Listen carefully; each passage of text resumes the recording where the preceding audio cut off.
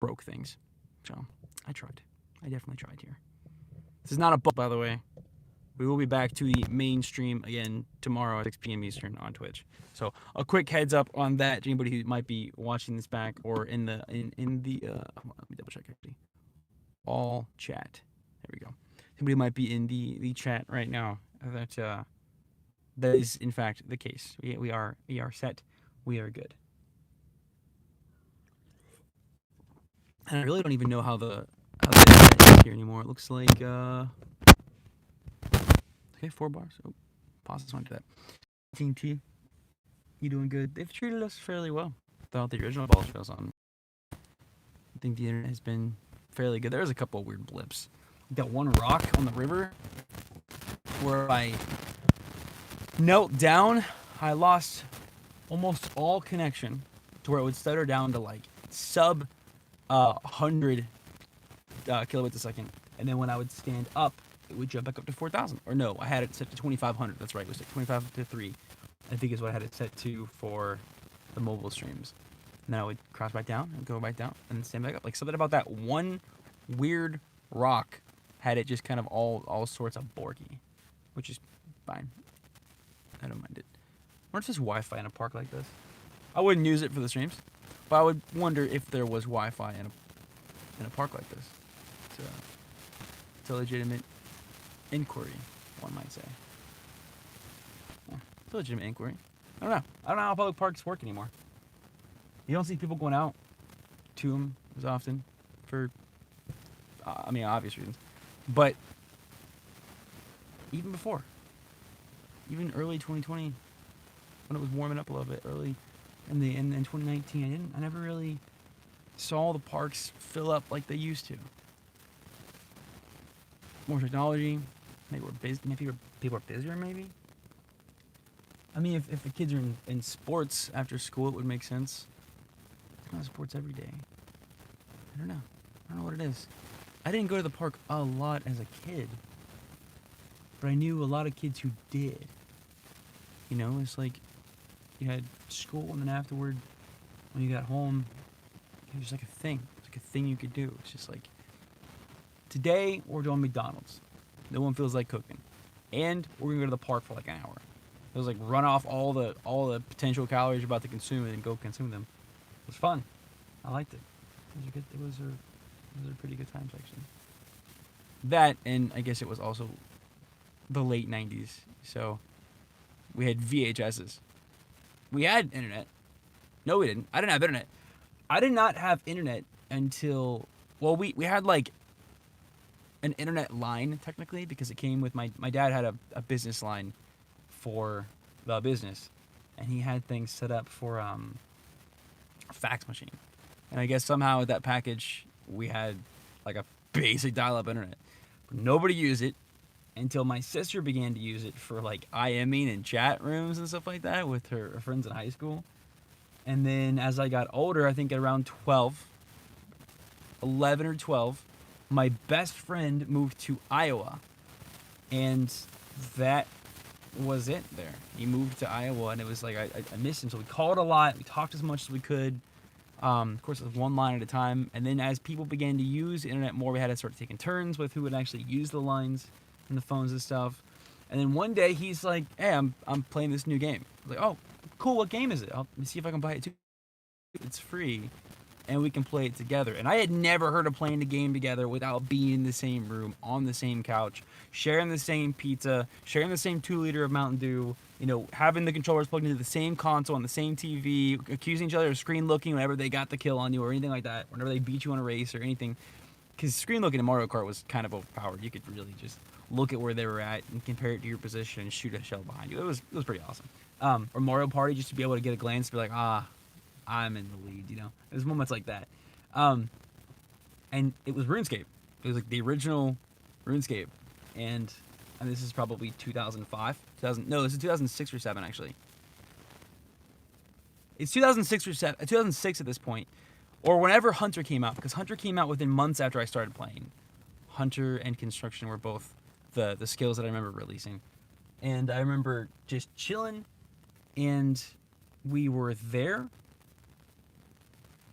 in Lumbridge, and he showed me some. He had like preemptively killed a couple of cows and sold them, and gave me a couple of coins, and it wasn't even a lot of coins. It was like enough to get through the Al Creed gate a couple times, like less than 100 gold. It wasn't a lot.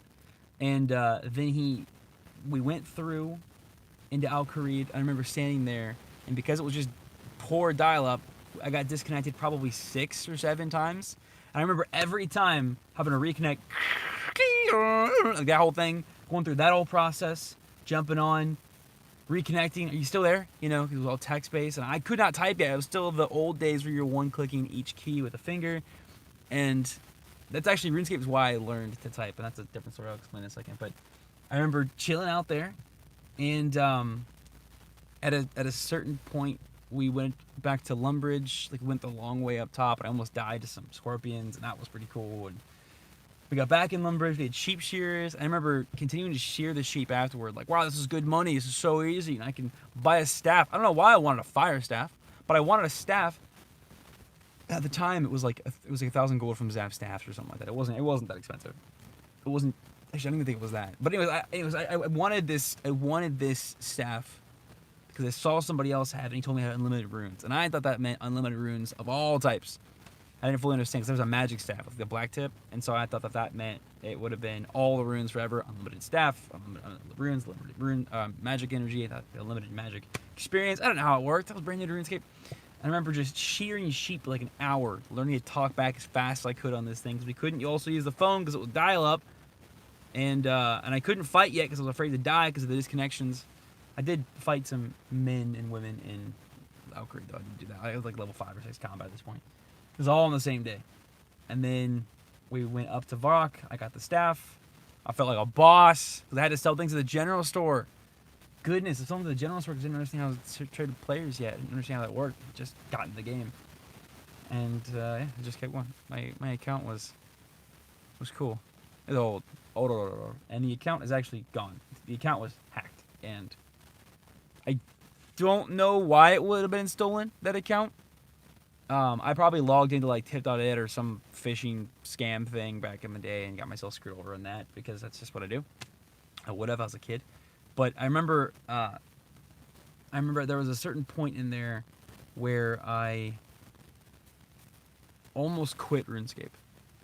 Because once that account was stolen, I kind of assumed it's done. It's over. There's no point anymore. And that, obviously, I didn't quit. You can tell by my continual talking about the game. But after that got stolen, I made a new account. Funny enough, it's the account that I got renamed into Veneno Matar, which is poison kill in Spanish. I thought it was cool at the time. I made that account. I got it to like level 30 combat or something. It was pretty basic. I was kind of working on it. Really wanted to get back into the game now that I understood more at this point because it was months after I started. And he had an account that he swears was not stolen, but I'm fairly sure it was a stolen account. I don't really know how we got the account that I have, but it was like level 60 combat, like 60 or 68 combat. Like I came pretty well decked. It was a little bit above actually, where my other account was from a combat standpoint. It was not above the stats, like the skill piece. So in terms of how much money I had, in terms of all of those things, it was not above that. However, it was a higher combat one, so I had to do my crafting and all those things again. I had a bunch of quests to do, but it was alright. It was worth it. Long term, it was worth it. And that is now my main account to this day. So that's me. That's the story of it. What was I saying? We've actually no, I'm not gonna say that story yet. That's a different time. That's a little bit darker of a story with RuneScape. RuneScape was brutal. Oh, I remember one time I was playing at a friend's house who had satellite. He had satellite internet, is what it was. Because where he lived was kind of out in the woods. And they hadn't gotten higher speed stuff there. They had dial-up, but it was like really bad dial-up. Worse than what I would have experienced before. And I was in a decent area for the internet. And we were using satellite, and there was a storm coming in. He would always pull up. It was like higher speed, I guess, of satellite internet.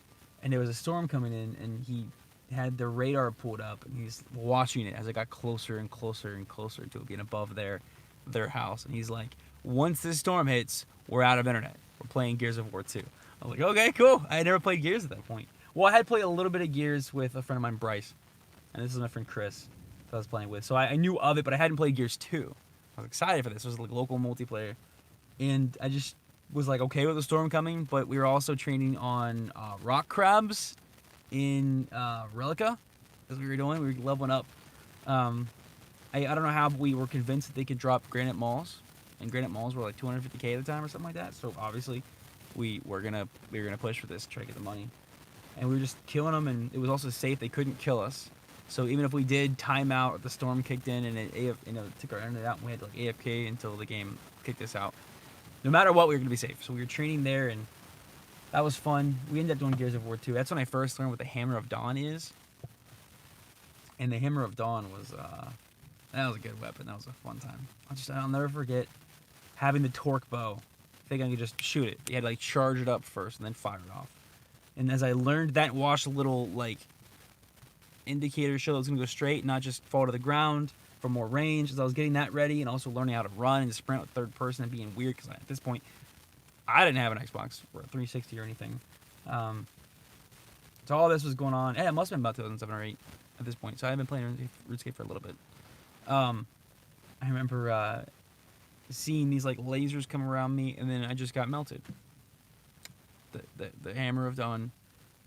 I got destroyed. I don't think I got a single kill that game. I might have gotten one kill, but it was fairly embarrassing. Anyways, those are the moments I think that made gaming what it was. That's what embedded into the hearts of my generation. Although it was just this generation. Nowadays, it's a lot of skin collection. It's a lot of fashion show stuff. A lot of the freer games, or the free and not free in a lot of ways too. Games that have like cosmetics you can purchase or earn in the game. I remember cosmetics used to be cheat codes. It was the one who had a Game Informer magazine or a Nintendo magazine. Oh, I knew her. She was one of my teachers. Yeah, she's one of my teachers. That's funny. She's grandkids now. Dang. Well, I guess that kind of makes me old too, so I'm not saying anything mean. She was super nice though. But yeah, it's like you have all these. Back in the day, you had to have cosmetics of the Nintendo magazines, of the Game Informers, and you had to kind of have the codes to get the cheat codes to make your head bigger, or make the ball on fire, or make your gun invisible, and it was really dumb things like that. Those were cosmetics back in the day. Now it's purchasable, which is fine because the games are free. It kind of balances out. I don't buy cosmetics. I have bought Apex coins before. That was my first form of a microtransaction. I have bought Apex coins before. For no real reason, actually. There was no real reason. I think I just wanted the battle pass. Yeah, and there was like a sale or something like that at the time. So I got a couple of extra coins, which I put into a couple of packs, which actually gave me some crafting material. And then just through playing the game, I got more crafting material. And I've never bought a set of anything. I've always just played the game and never did anything, so that when the time came, like, oh, that's a cool skin, I use my crafting material and get it for free. But that's because I'm patient about it and I don't have any social pressure on me, which is, I think, part of the big deal now when it comes to cosmetic purchases is the social pressure. It's that innate push from your friends to not one up their skins, but to match their skins in some ways. So that's interesting. I know we're live because after I ended the last one, I accidentally went to post, but we'll see. We'll see that. Also, I hope that this mic is fully functioning. Oh, it's missing a hair now. Dude, this Rode mic, actually, I'll show you guys. Let's check it out. A Rode directional microphone for Apple devices. Problem being directional is it's going to be hard for people who are filming to also chat with things on skits, but I have some plans for that too. It's got the lightning connector. The reason I ended up getting this one is for auto monitoring playback. Okay, so I just need to get regular headphones to plug in. That's what the part was. Okay, I will have to do that actually because I've only got the lightning and Apple headphones. I need to do that and see, just be able to hear some things. I've had a couple of mics have kind of tested, and I had to return them to Amazon. They all had external power sources, so I wasn't they weren't as crisp as they should have been. Sometimes they kind of cut out too, and they get back to the iPhone mic, and then they go back to the nice mic, and you could really tell the difference then because they were decent. But you run into the issue of inconsistency, and that's it's a distraction, it's frustration. So no batteries required. Yeah, it pulls off the iPhone. So what I'm gonna need to do is test this out from multiple angles with and without the pop filter thing on. It's like a big fluffy, I don't know, rabbit's deer tail. It's like a deer tail. It's about the size. And you can test it out and try a different noise to it, to like yell into the mic and the guitar. And I goofed off with the guitar a little bit while singing. It was fine, but I think the mic needs to be higher up, more towards my head, and a little bit less from the guitar. Otherwise, the guitar doesn't peak. It doesn't overbear it, but it is slightly louder. Like it picked up the guitar slightly more because it was more of the direction it was facing. I think you need to kind of go up and then angle towards the face a bit as well to balance out the voice that is not as continual and powerful as the guitar, which is fairly steady. But I have as a balancing act, I guess, because then you have softer parts of the strumming, and I don't know. It's interesting. I've been really enjoying the audio piece of film. So after this, I'm going to go and record a skit. Well, I'm going to begin to record a skit. So the skit idea I have is the one I told the channel members, the RuneScape one. It's going to be an actual skit. It's not going to be gaming. Well, it's going to be gaming related, but it won't be gaming involved. It won't be anything like that. It's just going to be a funny little thing. And that's kind of the goal I want to get into with all of this stuff is really when it comes down to YouTube, I want the playthroughs and let's plays and montage kind of things. Not montage in the classic sense where, let the bodies hit the floor while you just kill people in Call of Duty with 360 no-scopes. I don't mean anything like that. I mean like, we're about to do the episode 1 pod racer. Right? So it would be doing the episode 1 pod racer game. There's 4 pre's. One of them was an invitational. So it would be you play the 3 main ones. You have the invitational one. My gimmick is going to be all as Anakin's pod. I can upgrade his pod, but only as Anakin's pod. I can't change the other racers, which is something I don't think I've really done before as a kid. I always hopped around or whatever seemed like it'd be the coolest, whatever looked the neatest, whatever, the most neat. So I will be doing that, and then for the 5th piece, assuming that I can crunch all these down, because I'm gonna have to cut out some of the races. I don't think anybody has the innate desire to sit there and watch me run through 8 tracks, 7 tracks. I think it's 7 or 8 tracks per thing. 3+ laps for 8. What am I gonna do, an episode per track? Like now we've got 2-minute episodes, or we have 60-minute episodes or plus of just driving around a circle. So I'm going to kind of clip them down into more condensed fashions and show the beginning of each one and the end of each one for sure. And then have the middle pieces kind of just to the most exciting bits, the most entertaining, the most aesthetically pleasing bits of the tracks. And then for the 5th episode, will be the deaths. It'll be the clutch wins. It'll be just funny moments. And it'll just kind of be that from the whole series of all the races. So we'll see how funny that can be to get any good moments like that. But I think it'll be fairly good.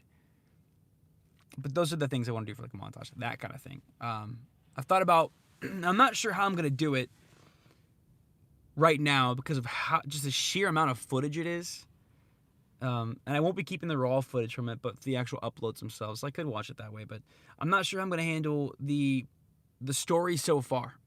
Is an idea I've been thinking of for the Nuzlockes. It would be nice to say we finish up the Pokemon Red. We make it to the Elite Four. Through the Elite Four, we complete the Elite Four. Okay. I've taken out the final battle. We're all done. Our Pokemon are immortalized in the little plaque or whatever at the Elite Four station or the Elite Four area, and we're done. The game's done. Nuzlocke is completed. There's no post game. We move on, right? We move on to the next one, 100% focus. So that is something that I would like to do. Is that's done, wrap it up. Instead of just saying we're done, I would like to be able to go back and kind of have a 10 to maybe 20. I'm not sure what the time would be, but that's my goal. It's like a 10 to 20 minute video where it's the entire series, the hours of videos that are going to be involved in, which by the way, some Positive Poison merch here. Check that out. The hours of video that are going to be involved in the Pokemon Nuzlockes, because each one is fairly raw and fairly uncut. I have been clipping some things out I have been cutting a little bit of it out because there's some stuff that that really doesn't matter, right? Like when I'm just grinding things out, there's a trust there, so I kind of speed through things and taking that. Like there's been jokes we've skipped through and fast forwarded through fighting Kakunas with the Kakuna to level things up. We've had those kinds of things as it just harden and my weaker Pokemon just smack it with tackle or quick attack or something. And so as I progressed through it, most of the footage is kept. Most everything you see in a Nuzlocke video, for me, is traditional to the experience of the Nuzlockes elsewhere, which they don't really cut anything out. You have to just do your best to be as entertaining as possible throughout the whole thing. You have to do your best to just keep it real the whole time. And as I work through that, I know that not everybody's entertained by a Nuzlocke. I like Nuzlockes, but I'm a scrubber, so I'll just put up my phone and just double tap through the boring parts and kind of get to the next gym or the next battle, the next evolution, the next Pokemon caught, the next rare candy obtained to get ideas and things like that. You know, I do that, so I will watch them. But say I'm watching a half-hour episode, I probably only end up consuming like 22 minutes of it on average, which is significantly above average for the normal person who watches a Nuzlocke, or at least the person who watches a Nuzlocke who isn't interested in Nuzlockes. And I have the YouTube analytics. I can see these things obviously, so I know that. But it would be nice to those members of the community to be able to say, hey, this is an 18-hour series. How about instead of you having to watch all 18 hours and know what happened, or asking questions and reading through all the comments on the 50 episodes, whatever, how about I make a short summary video for you that basically breaks down for you what happened.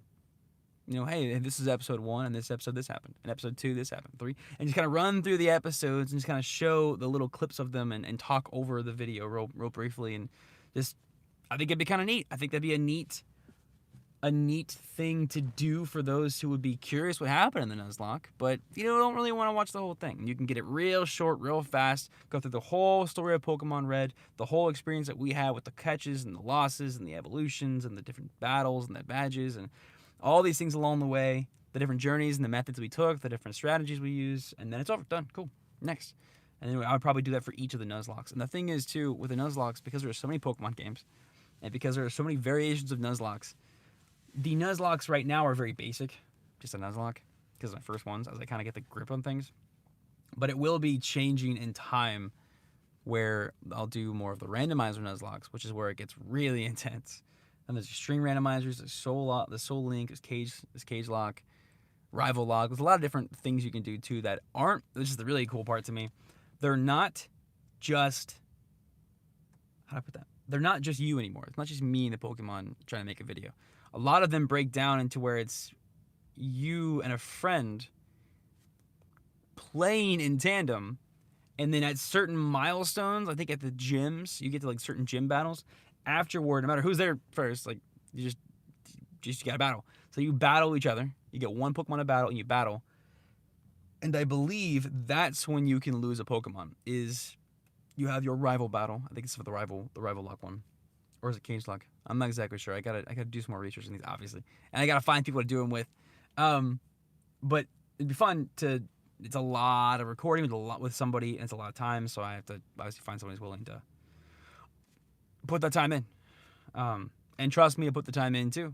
It's a mutual thing, but also trust me to edit it down and get them posted and make them entertaining. But basically, whoever loses that battle, whatever Pokemon you chose, because you gotta choose one Pokemon to battle on with, whatever Pokemon faints, so whoever loses, I think they have to release that Pokemon. That's intense. It's not like it's not just oh hey I lost a Pokemon to Misty or Brock or whatever. I have to Lance. I have to let that Pokemon go. Now it's like, oh, I lost a Pokemon to Lance. Gotta let him go. Also, I lost my battle to my rival. Gotta let it go. Like, that's intense. That's really intense.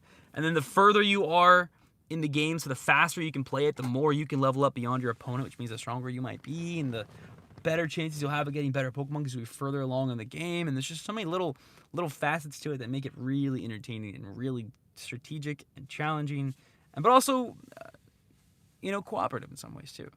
Hey, I forget what to do here. Kind of figuring things out together as well. It's kind of like you're your best friends and worst enemies at that time.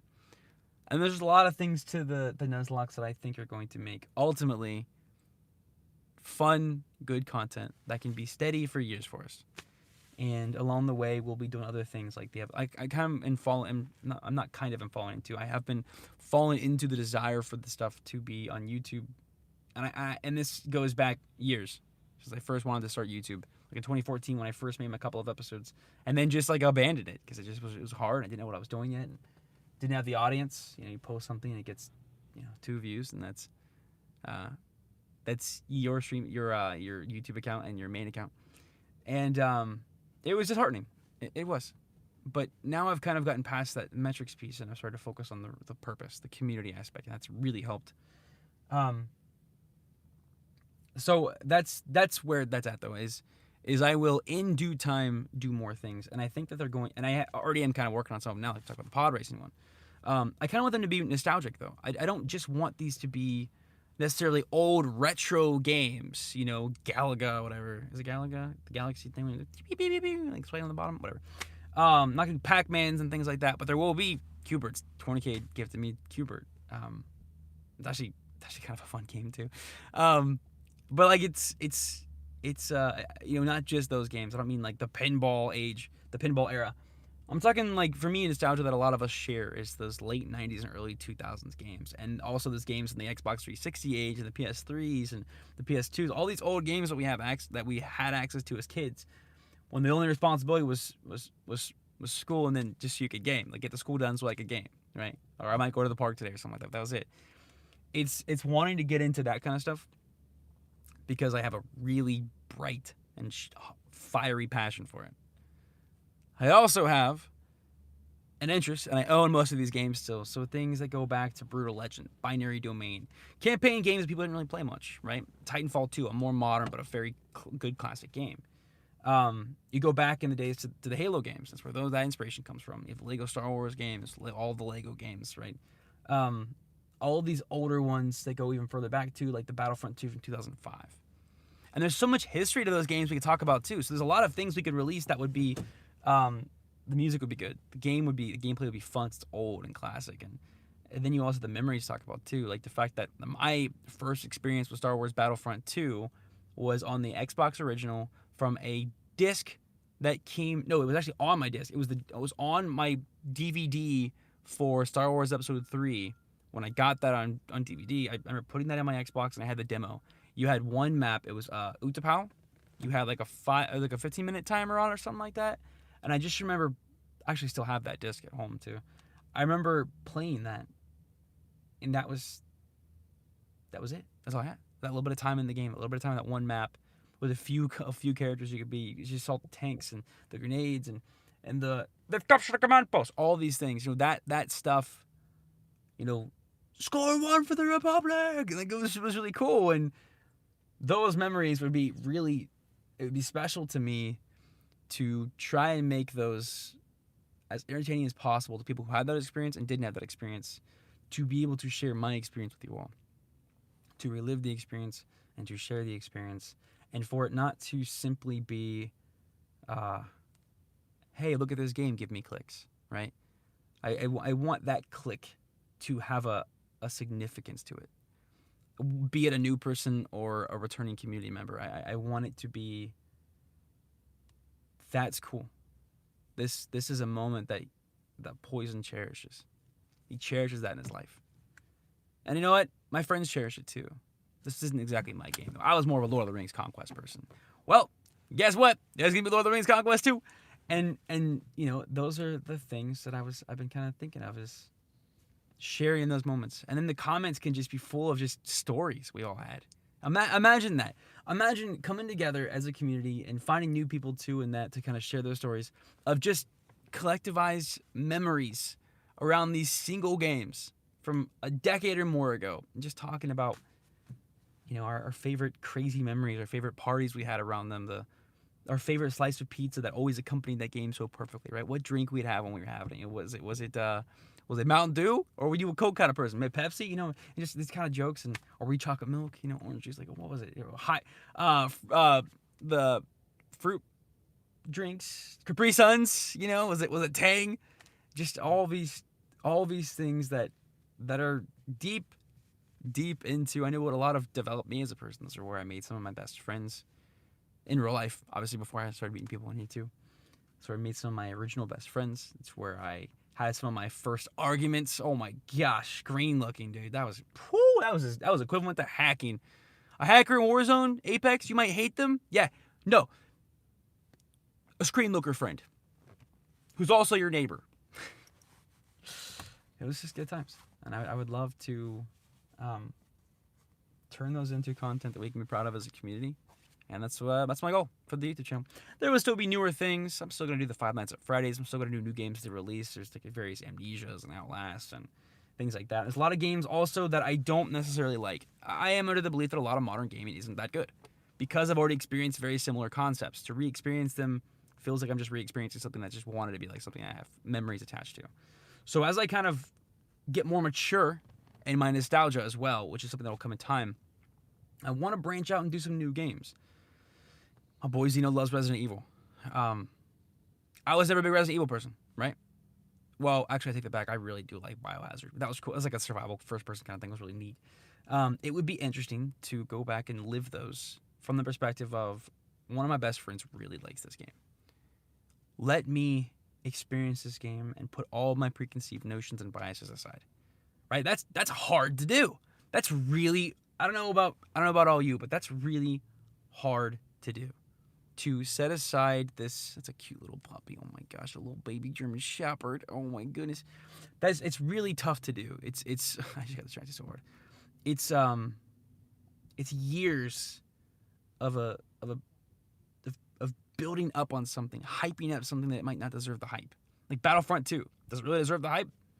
Maybe not, but I sure have it built up, right? It's a freaking totem in my life. It's a tower of just pre-built hype. To set those things aside and try something new out. Maybe a game that when it came out, I just didn't get to it. Or I just didn't want to get to it. Or maybe I looked at it and I was like, who cares? It's stupid.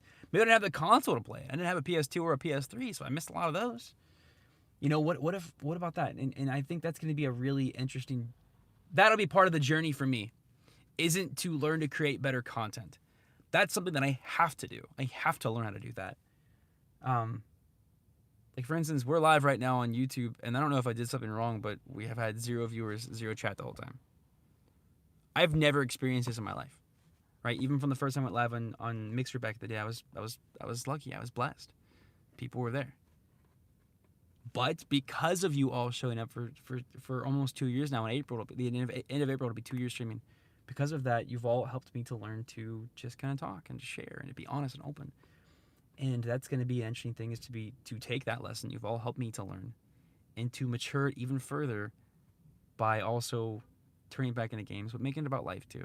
Making it about character and not just making these games escapes, but allowing these games, which we know are escapes in a lot of ways, to be ways to get better. And that's ultimately what I want from this community. It's the inspiration I have, is to make friends, to be a friend, to challenge each other, to smile when it just, your body just instinctively throws out a frown, to try harder when you just feel like giving up, to love somebody when you just cannot get over that thing that they do, to always do our best to hold each other accountable, to be our best, so that as we go about our lives, whether it be at work and school and family and real life friends, that we are the best we can be. And that when they see you smile, they don't see a fake, how are you? Oh, I'm fine. You want them to see a radiant smile. And when you say I'm fine, they feel it. You want them to feel it. You want them to be encouraged and uplifted by it too, so that synergistically we'll work together to become better people. And because of that, we can help the world and the people around us to be better. That's where it starts, is in our hearts, right? It starts in your heart. And I like that. It starts in your heart. It starts with examining the people around you. Who do you love the most? Who do you hate the most? All right. Now, how can you learn to love the people that you already love more genuinely, right? And now, how can you learn to love those you hate, right? How can you learn to, how do you learn to become the best example you can be it you're, 14, 15, or 65? Or like Lego was like 5 to 99 or something like that. That's the idea. In any phase in life that we can find people in the community, as we grow, especially we find more age groups jumping in the community and more more gaming style preferences, and people with different experiences and different work, with different careers, different education, different everything, different different regions of the world, as we come together in those regards and and work to encourage each other and kind of find not cliques, but like find people we can relate to the most, that would understand our stories too, and could validate that, yeah, it all matters. Now let's make it the best possible. Let's make sure that any of that hurt doesn't happen again in your life. Let's make sure that that hurt that you experienced is love for others, right? Let's make sure that hard life lesson you learned can be used to teach others not to have to experience it themselves. And that means something to me. You've all done that for me, in ways you probably don't even know. Actually, a lot of back end things you might never even hear the full stories of, because I might not even realize that right now, especially in some ways. But I know that a lot of them I've recognized, especially the past couple of months. And like my grandfather died, and it just kind of hit me. And the community was there. I mean, heck, Jenny Unicorn Princess went and talked to Waggle Wags live, and I never met him before. He came over while we were live, pulled up the stream while he was live, and just sent some love. Random follows just coming through, and they were saying hi, and you're loved. Those are moments that you don't forget those moments. And it was a light in the dark there, and that's what I hope to be for others too. That's what I hope this content can be for others. And that's why I like the YouTube part of it so much too, is we can kind of immortalize these in some ways, where they're always there and accessible. Like, I know for me personally, I still go back to Markiplier's Five Nights at Freddy's series, and I watched through. I'm the king of FNAF. I watched through it. I love it. I love it so much. So many memories, so much encouragement brought on by that. So, anyways, I hope all of this makes sense. Basically, my grand scheme of things isn't just clicks. That is to push the goal ultimately to keep growing, so that we can continue to bring this mission statement into other people's lives, right? And we can continue to work together for this. Twitch is where the main show is. YouTube's where the kind of secondary things happen and stuff too. And all of it comes together to be that, a community, a place to make friends and a place to be friends, and to be a friend, and that's where my heart's at. That's why when people show up, and people lurk, and people sub or give subs or bits, or just be there, stop by and just to say hi. That's why it means so freaking much to me, is because I know what my heart wants to push so hard is this mission statement. And when people show up and support that in whatever ways they do, because a lot of people support in a lot of different ways. We average 250 unique chatters per stream right now. It's between 180 and 240. But we've been hitting higher numbers too. So, but like, that's a lot of people every day. And if they all lurked, that'd be insane. But not all of them can. Okay, so do I get mad at them? No, because they had value in what we were building, and they trust me to lead it, and they trust all of you to keep supporting it, and they just can't. Time zones, work, technological capabilities. They might not have like proper PC for it. They only have a phone or an iPad, or bad Wi-Fi. You never know. But they take the time to stop by and say, how is everyone? Maybe redeem a Panda spam. Maybe drop some stickers. Maybe pop a resub. Maybe just say hi. How's everyone doing? And that's it. And they gotta go. That's a lot of people. And that's special to me. And then you have the people who do have their other ways of support. Like the lurk. Oh, wait, what's shining behind me? The heck, dude? The lurkers, the hosters, the raiders, the retweeters, right? The people who watch ads for bids and dump them all on us and their friends. All the different things that come together to become what the streams are, and it just is so beautiful to me. So, all of that to say, thank you. I look forward to seeing what 2021 brings for us. I do believe it is the year to crush. I don't know why I said it like that and did that. I'm gonna go walk the park a little bit. I'm gonna get some script stuff in my head ready for this skit. That lady's eating a chili cheese sandwich, definitely from Gold Star. I can tell by the bun. And I'm not gonna lie, sounds delicioso. My friends, I love you. And I appreciate you more than I can probably express in words.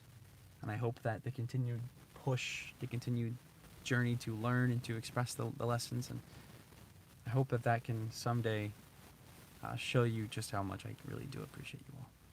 Thank you for being here. If you're watching this VOD back, hi from the past. Hi, future you. Um, Thank you. This has been your daily dose of positive poison from the YouTube side of things. I'm gonna go and walk this park a little bit. Might even re-download Pokemon Go. Who knows? Get some old memories. Let's see you next time. Later, everyone. Now I have to like awkwardly go over and tap the X. Yeah, it's just a little bit, it was a little weird.